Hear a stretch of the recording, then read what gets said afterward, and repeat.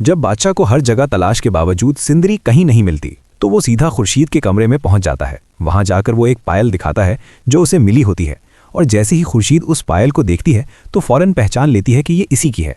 ये लम्हा दोनों के लिए चौंक देने वाला होता है, और इसी मौके पर बादशाह खुर्शीद को बताता है कि जिस लड़की से वो मोहब्बत करता है वो दरअसल उसकी बेटी सिंदरी है। ये बात पीछे खड़ा जहांदार भी सुन लेता है और सूरत हाल को खतरनाक होता देखकर फौरन गुलाम के पास जाता है और उसे कहता है कि वो जल्द अज जल्द सिंदरी से निकाह कर ले। उधर गुलाम जहांदार के कहने पर बादशाह से छुपकर सिंदरी के साथ निकाह करने का इरादा करता है, लेकिन ऐन उसी वक्त बादशाह की कॉल आ जाती है। वो गुलाम को बताता है कि जिस लड़की से वो मोहब्बत करता है वो खुर्शीद की बेटी है। गुलाम इस बात को सुनकर फौरन कॉल काट देता है और सिंदरी को सच बताता है कि उसकी माँ खुर्शीद जिंदा है। ये सुनकर सिंदरी पर जैसे बिजली गिरती है और वो बेहोश हो जाती है। गुलाम फौरन उसे उठाकर अपने क्वार्टर ले जाता है, जहां लाजो उसे होश में लाने की कोशिश करती है। दूसरी तरफ गुलाम खुर्शीद के पास जाकर उसे बताता है कि उसकी बेटी सिंदरी उसके पास है।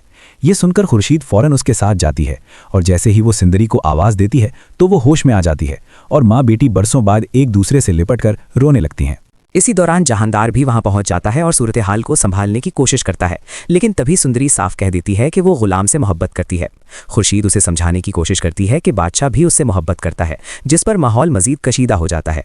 अचानक खबर मिलती है कि बादशाह वहां आ रहा है तो गुलाम फौरन सुंदरी को लेकर पिछले दरवाजे से निकल जाता है। जैसे ही बादशाह पहुंचता है वो सबसे सवाल करता है, लेकिन जहांदार बात को घुमा देता है। बादशाह को शक हो जाता है और इसी दौरान उसे पुलिस स्टेशन से कॉल आती है कि जिस डॉक्टर ने सुंदरी को ले जाया था उसकी तस्वीर मिल गई है। बादशाह फौरन पुलिस स्टेशन पहुंचता है और जब उसे तस्वीर दिखाई जाती है जिसमें सुंदरी के साथ गुलाम नजर आता है तो उसका गुस्सा आसमान को छूने लगता है। वो फौरन अपने आदमियों के साथ गुलाम को ढूंढने निकल पड़ता है और जहांदार को भी बताता है कि सुंदरी गुलाम के पास है और वो उसे नहीं छोड़ेगा। ये सुनकर जहांदार एक और चाल चलता है और अपने आदमियों को हुक्म देता है कि सुंदरी को अगवा कर लिया जाए। चुनाचे उसी वक्त उसके आदमी जाकर सुंदरी को उठा लेते हैं। दूसरी तरफ बादशाह गुलाम की लोकेशन ट्रेस करवाता है जो उसके दूसरे घर की निकलती है। वो फौरन वहां पहुंचता है और गुलाम को परेशान हालत में देखकर उसकी कॉलर पकड़ लेता है और पूछता है कि सुंदरी कहाँ है। गुलाम सच बताता है कि किसी ने सुंदरी को अगवा कर लिया है। ये सुनकर बादशाह उसे अपने साथ लेकर सुंदरी की तलाश में निकल पड़ता है। रास्ते में खुर्शीद का फोन आता है जो बताती है कि सुंदरी को जहांदार ने अगवा करवाया है। ये सुनकर दोनों फौरन जहांदार के फार्म हाउस पहुंचते हैं जहां सुंदरी रस्सियों से बंधी होती है।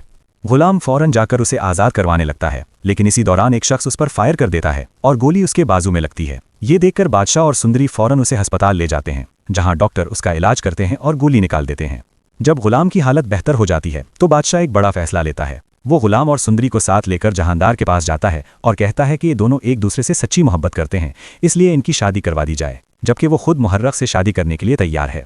ये सुनकर जहांदार खुश हो जाता है और फौरन मौलवी को बुलाकर गुलाम और सुंदरी का निकाह करवा देता है। उसके बाद बादशाह अपनी बारात लेकर मुहर्रक के घर जाता है और उससे शादी कर लेता है।